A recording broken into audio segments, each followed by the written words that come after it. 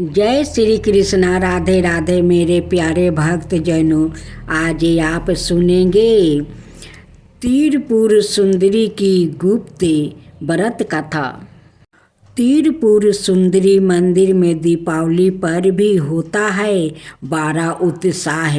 तीरपुर सुंदरी शक्तिपीठ में तंत्र साधक साधनाएं करते हैं। त्रिपुरी सुंदरी मंदिर में सबसे बड़ा उत्साह दीपावली पर होता है। इसे यहाँ दीपावली काली पूजा के रूप में माना जाता है। इस अवसर पर बड़ा मेला लगता है। कूरम पीठ भी कहा जाता है। त्रिपुर सुंदरी शक्तिपीठ को मंदिर की बनावट और वस्तु कुछ इस तरह से तैयार किया गया है कि यह भक्तों और पर्यटक को दोनों को आकर्षित करता है। मंदिर का निर्माण बंगाली वस्तुओं शाली एक रत्न में कराया गया था, जिसे पहाड़ी पर यह मंदिर स्थित है। उसका आकार कछुए की पीठ के जैसा है। इसी कारण इसे कूरम पीठ भी कहते हैं। माना जाता है कि इस जगह भगवान विष्णु का मंदिर बनाना था। निर्माण शुरू भी हो चुका था, लेकिन तीरपुर के तत्कालीन राजा धनमाणिके को सपने में देवी ने दर्शन दिया। सपने में राजा को यह बात चला कि जहाँ विष्णु मंदिर बन रहा है वहाँ पहले शक्तिपीठ था। इस सपने के बाद राजा ने बंगाल देश के चिटगांव में काले पत्थर की बनी तीरपुर सुंदरी की प्रतिमा को लाकर मंदिर के गर्भगृह में स्थापित कर दिया। मंदिर के गर्भगृह में काले गुरना ईंट पत्थर से निर्मित 2 प्रतिमाएं स्थापित है। 5 फीट ऊंचाई की मुख्य प्रतिमा माता त्रिपुर सुंदरी की है, जबकि 2 फीट की दूसरी मूर्ति है, जिसे छोटी माता कहा जाता है। यह मूर्ति भुवनेश्वरी देवी की है। 10 महाविद्याओं में से एक है देवी त्रिपुर सुंदरी। माना जाता है कि त्रिपुर सुंदरी 10 विद्याओं में से एक है। सौम्या कोटि की माता है। यहाँ इनके साथ विराजमान भैरव को त्रिपुरुष के नाम से जाना जाता है।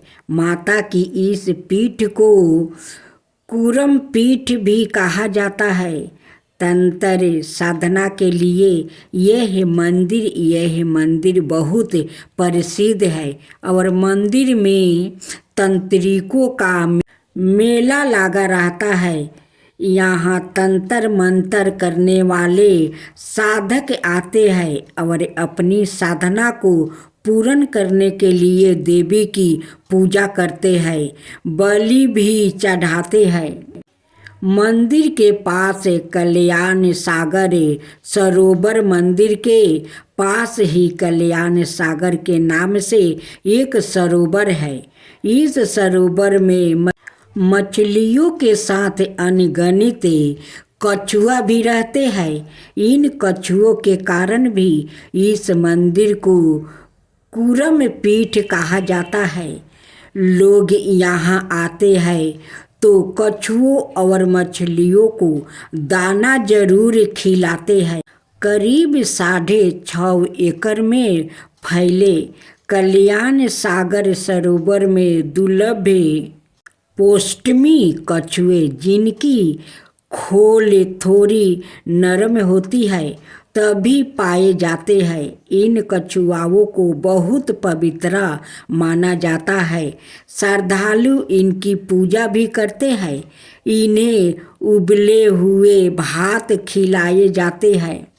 आम दिनों में ऐसे होती है पूजा। पुरोहित आशीष चक्रवर्ती कहते हैं 5023 साल पहले नवरात्रि के समय जिस विधि से इस मंदिर में चंडी पूजा और पाठ होते थे, आज भी सब कुछ वैसा ही चल रहा है।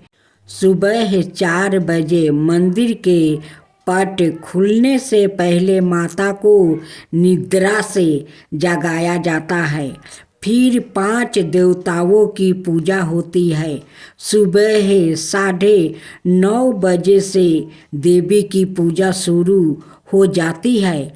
फिर 11 बजे पशु बलि होती है। आम तौर पर त्रिपुरी सुंदरी बकरों की बलि दी जाती है। किसी विशेष तिथि पर भैंसे की बलि होती है। 10वीं तिथि को छोड़कर मंदिर में हर दिन बलि दी जाती है। बलि के बाद आरती होती है। दोपहर 1:30 बजे देवी को अन्न का भोग लगाया जाता है। फिर 1 घंटे के लिए मंदिर के पट बंद कर दिया जाता है। शाम 7 बजे आरती होती है और 9:30 बजे माता को शीतल भोग लगाया जाता है, जिसमें खीर, हलवा और पूरी होता है। नवंबर दिसंबर महीने में मंदिर का पट सुबह 4:30 बजे खुलते हैं। माता के यहाँ सबसे ज़्यादा पेड़ा का प्रसाद चढ़ाने का रिवाज है। मंदिर के बाहर सालों से चल रहे है माता की बड़ी पेड़ा। मार्केट में कई तरह के पेड़ा मिलते हैं। इस मंदिर में पूजा करने वाले पुरोहित को इतिहास भी सैकड़ों साल पुराना है। त्रिपुर सुंदरी मंदिर बनने के बाद महाराज ने माता की पूजा के लिए उत्तर प्रदेश के कन्नौज से पुरोहित को 2 अलग अलग वंश के लोगों को यहाँ बुलाया। इस मंदिर में पूजा कर रहे चंदन चक्रवर्ती कहते हैं, मुझे अपनी 3 पीढ़ी तक के नाम ही याद है। महाराज कन्नौज से दामोदर पांडे और गदाधर पारे को यहाँ लेकर आए थे। हम इनके ही वंशज हैं। बाद में राजा ने हम पुरोहितों को चक्रवर्ती की उपाधि दी थी। इस समय मंदिर में 76 पुरोहित हैं जो अपनी बारी के अनुसार पूजा करते हैं। देवी माँ को कौन कौन सी चीज़ें खास तौर पर चढ़ाते हैं। मंदिर में देवी को सारी सोने के गहने, मिठाइयाँ, भोग के लिए चावल, दाल और बलि के लिए बकरे देने का रिवाज है। यहाँ सारा प्रसाद मंदिर प्रबंध कार्यालय में पहले जमा करना होता है।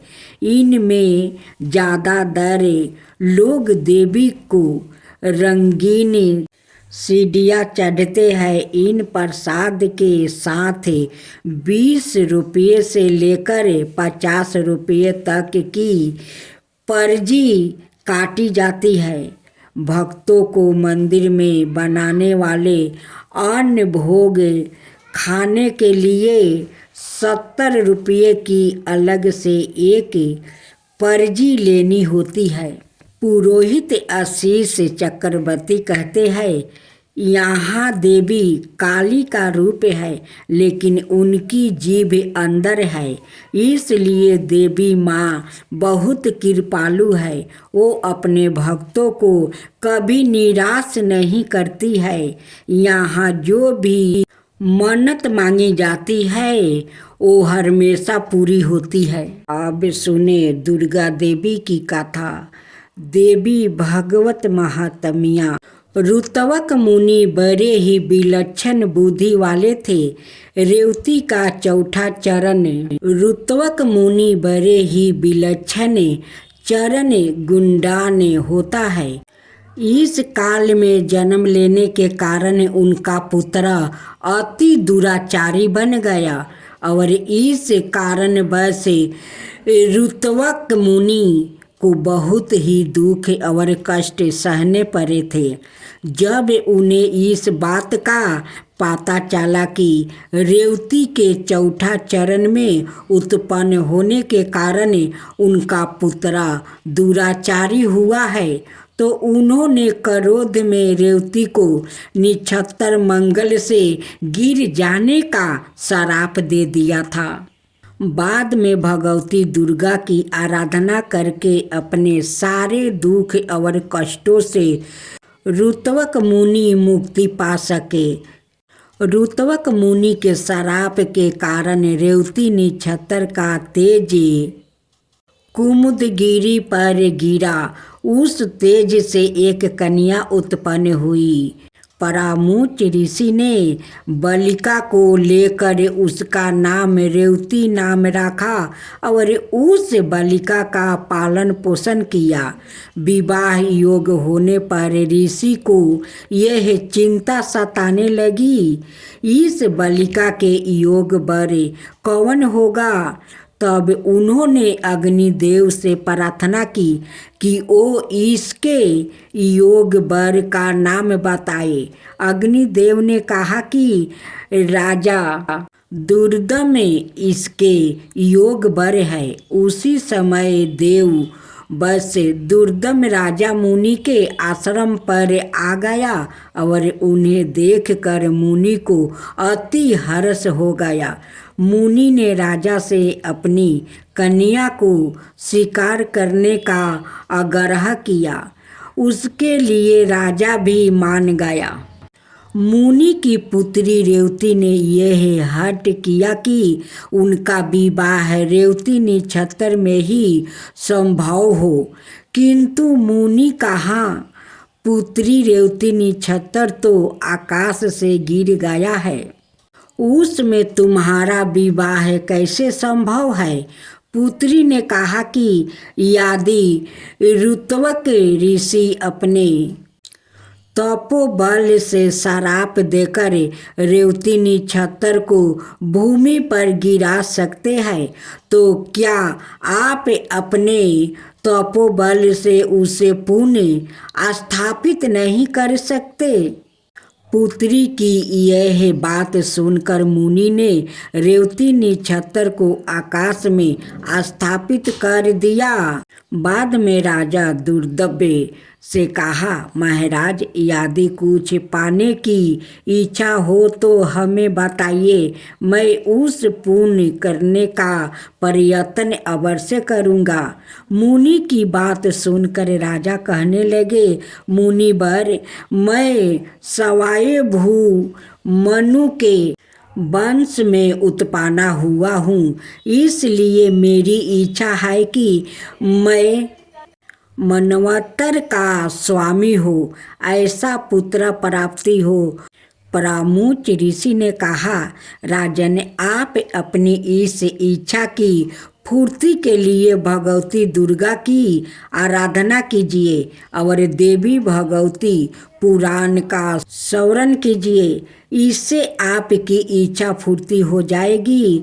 तत्पश्चात राजा ने मुनि की पुत्री रेवती से विवाह किया और अपने राज्य को लौट आया।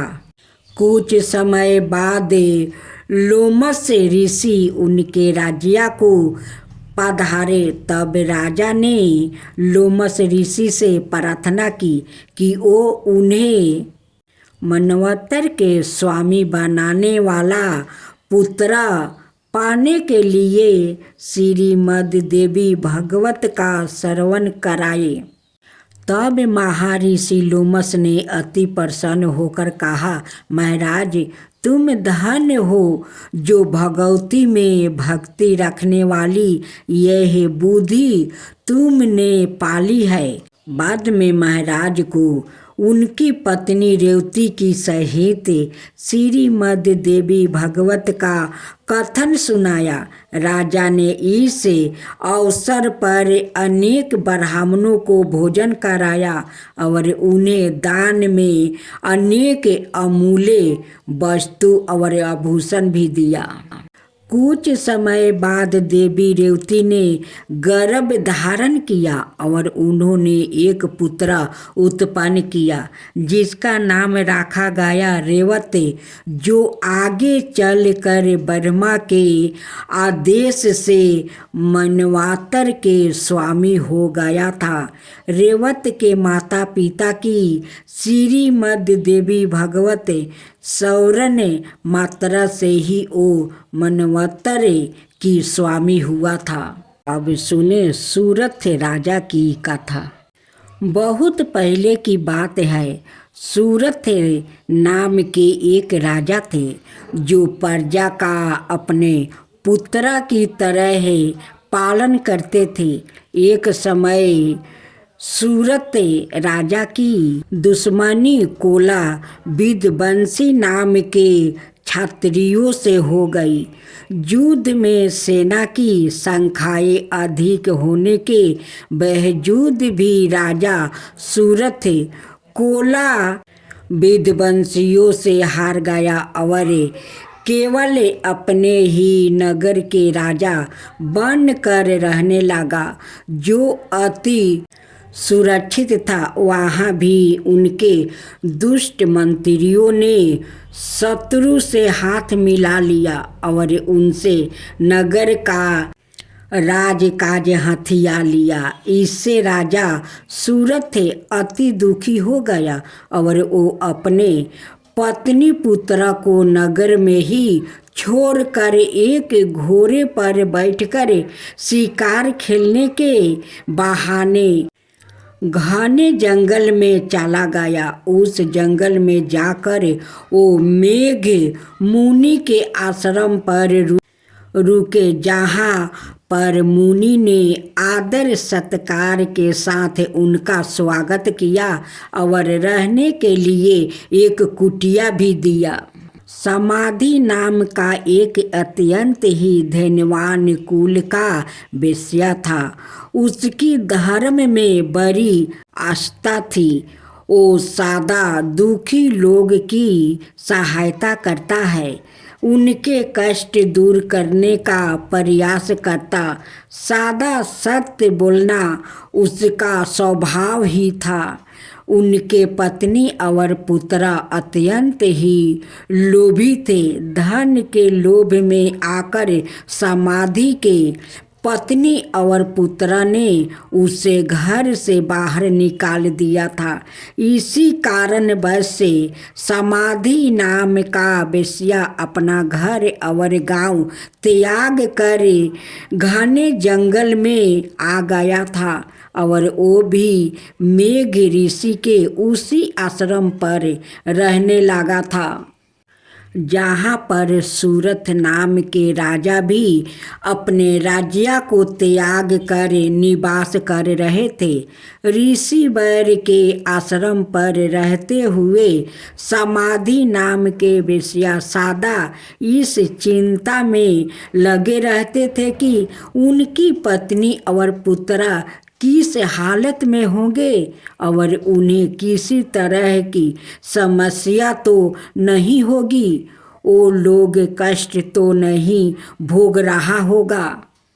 मेघ ऋषि के आश्रम पर रहते हुए राजा सूरथ एक दिन पेड़ के नीचे बैठे थे। वो बहुत ही चिंतित थे। उनके मन में सदा यही चिंता लगी थी कि मेरा राज्य कैसे होगा। पता नहीं, बहुत मेहनत से कमाया हुआ मेरा धन है, अब वहाँ के राजा कैसे खर्च कर रहे होंगे।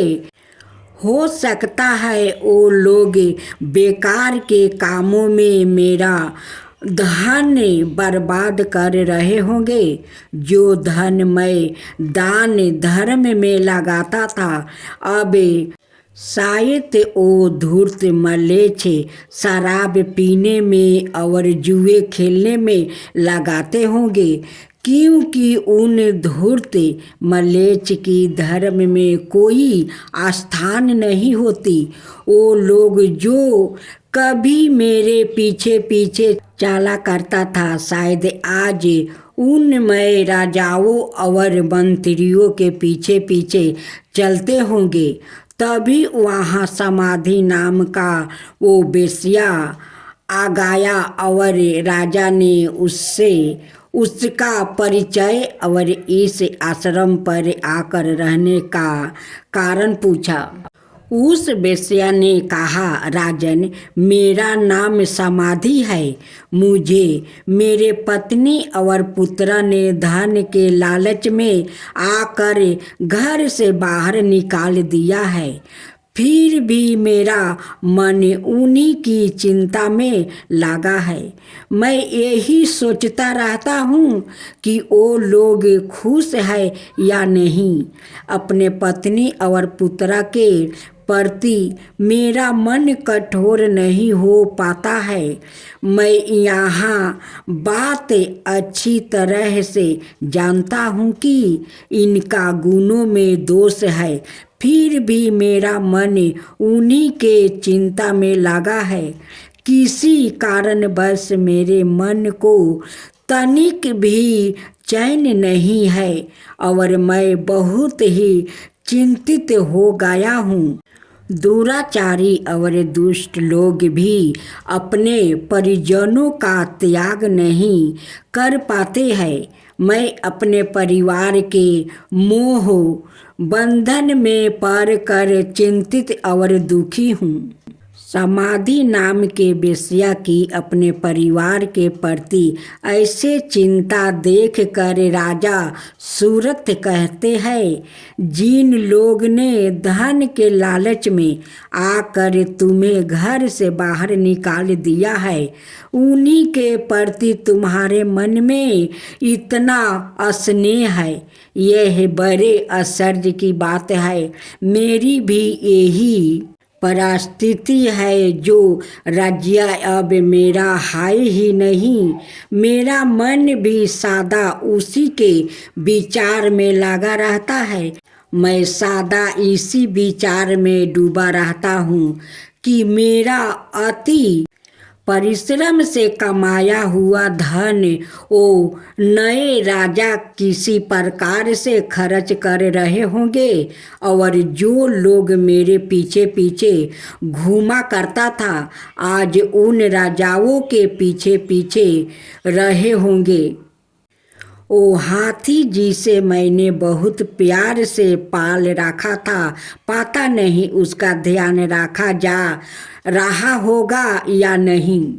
यूँ बातचीत करके उन दोनों ने निश्चित किया कि वो सुमेधा मुनि से अपने इस मौका का कारण और दुख निवारण के उपाय पूछेंगे।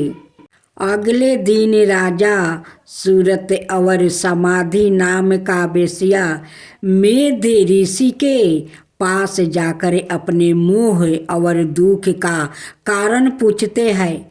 तब ऋषि वर उन्हें कहते हैं कि संसार के सारे प्राणी भगवती महामाया की माया से मोहित है। उन्हीं के इच्छा के कारण सभी जीवों मोह में पड़े रहते हैं और उन्हें देवी आदि शक्ति रात्रि और उनके हाथों से मारे गए दैत्यों की कथा सुनते हैं। मेधा ऋषि राजा और बेश्या को देवी के प्रसंग में मधु कटवा का वध, महिषासुर का वध, धर्मलोचन का वध, चंड मुंड का वध और शुभ नशुभ के वध की गाथा सुनते हैं। देवी की यह सारी गाथाएं सुनकर राजा और वेश्या के मन में देवी के प्रति भक्ति जागृत होती है और वो दोनों मेधा ऋषि से देवी की पूजा विधि और नवारण मंत्र जानकर उनकी ज्ञान लेकर जंगल में जाकर भगवती की आराधना आरंभ करते हैं। 1 महीने तक वो दोनों देवी के हाथ से मारे गए दैत्यों से संबंधित चित्रा का पाठ करते हैं, जिससे उनके मन में अटूट श्रद्धा जागृत हो जाती है। अब उन दोनों का देवी की उपासना के अतिरिक्त दूसरा कोई कार्य नहीं था। 1 बरस तक वो देवी के मंत्र का जप करते हैं और केवल फल खाकर ही रहते हैं। दूसरे बरस में वो केवल सूखे पत्ते खाकर देवी की पूजा और मंत्र जप करते हैं। तब उन दोनों को देवी सपने में दर्शन देती है। अब वो देवी की साक्षात दर्शन पाने की इच्छा से तीसरे बरस में वो केवल हवा से ही जीवित रहकर देवी की उपासना करते हैं। इस तरह 3 बरस तक राजा और वेश्या दोनों ही भगवती महामाया की श्रद्धा पूर्वक उपासना करते हैं, जिससे प्रसन्न होकर देवी उन दोनों के सामने प्रकट होती है और राजा के इच्छा अनुसार उन्हें अपना राज्य वापस मिलने वर देती है और कहती है, राजन 10,000 बरस तक राज्य करके तुम्हारा शरीर शांत हो जाएगा। उसके बाद तुम सूर्य के पुत्र बनकर सवरीन नाम के मनु बनेंगे। समाधि नाम के वेश्या को उसकी इच्छा के अनुसार मुक्ति प्रदान करने वाली ज्ञान देती है। देवी राजा और वेश्या को यूं वरदान देकर वही अंतर्ध्यान हो गई।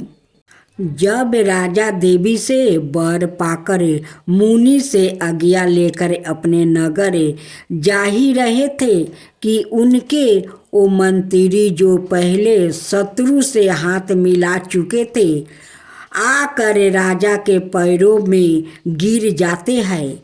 वो कहते हैं, महाराज आपके वो शत्रु युद्ध में मारे गए, उनका विनाश हो गया, आप हमें क्षमा कर दीजिए।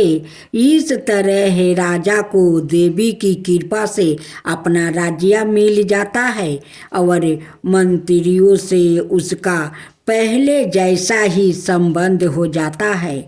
वेश्या भी अब घर परिवार त्याग कर तीर्थों की यात्रा करता हुआ जीवन व्यतीत करता है। उन तीर्थों में वो वेश्या सादा लोगों को देवी की गाथा सुनाते रहते हैं। संसार में सर्वप्रथम समाधि नाम के वेश्या और सूरत राजा ने ही देवी की उपासना की थी। समाधि और सूरत को देवी की जो गाथा मेध ऋषियों ने सुनाया था वो संसार में दुर्गा सप्तशती के नाम से विख्यात है। दुर्गा सप्तशती के प्रकट होने की यह गाथा अत्यंत ही पावन और भक्ति मुक्ति प्रदान करने वाली है। इस गाथा के श्रवण से जो व्याकुल दुखी है वो सुखी हो जाता है, मोक्ष का अधिकारी बन जाता है। अब सुने माँ दुर्गा की उत्पत्ति की कथा। देवगणों की शक्ति से देवी की उत्पत्ति हुई, लेकिन देवी के शरीर का अंग प्रत्येक देव की शक्ति का अंश से हुआ है। जैसे भगवान शिव के तेज से माता का मुख बना, श्री हरि विष्णु के तेज से भुजाएं बना, ब्रह्मा जी के तेज से माता के दोनों चरण बने, वही यमराज के तेज से मस्तक और केश, चंद्रमा के तेज से स्तन, इंद्र के तेज से कमर, वरुण के तेज से जांघें, पृथ्वी के तेज से नितंबे, सूर्य के तेज से दोनों पैरों की अंगुलियां, प्रजापति के तेज से सारे दांत, अग्नि के तेज से दोनों नेत्रा, संध्या के तेज से भौरे, बाहु के तेज से कान और अन्य देवताओं के तेज से देवी का विभिन्न अंग बने। देवी का जन्म तो हो गया, लेकिन असुरों के अंत के लिए अभी भी अपार शक्ति की जरूरत थी। तब भगवान शिव ने उनको अपना त्रिशूल, भगवान विष्णु ने चक्र दिया, हनुमान जी ने गदा दिया, श्री राम ने धनुष दिया, अग्नि ने शक्ति बाण से भरे तरकस दिया, वरुण ने दिव्या शंख, प्रजापति ने स्फटिक मणियों की माला, लक्ष्मी जी ने कमल का फूल दिया, इंद्र ने वज्र दिया, शेष नाग ने मणियों से सुशोभित नाग दिया, वरुण देव ने पाश और तीर दिया, ब्रह्मा जी ने चारों वेद दिया और हिमालय पर्वत ने माता को उनका वाहन सिंह दिया। इन सभी अस्त्र शस्त्र को देवी दुर्गा ने अपनी 18 भुजाओं में धारण किया। अस्त्र शस्त्र और आंतरिक शक्ति से देवी का विराट रूप बन गया और असुर उन्हें देख कर ही भयभीत होने लगा। देवी के पास सभी देवताओं की शक्तियाँ हैं, उनके जैसे कोई दूसरा शक्तिशाली नहीं है, उनमें अपार शक्ति है, उन शक्तियों का कोई अंत नहीं है, इसलिए वो आदि शक्ति कहलाती है।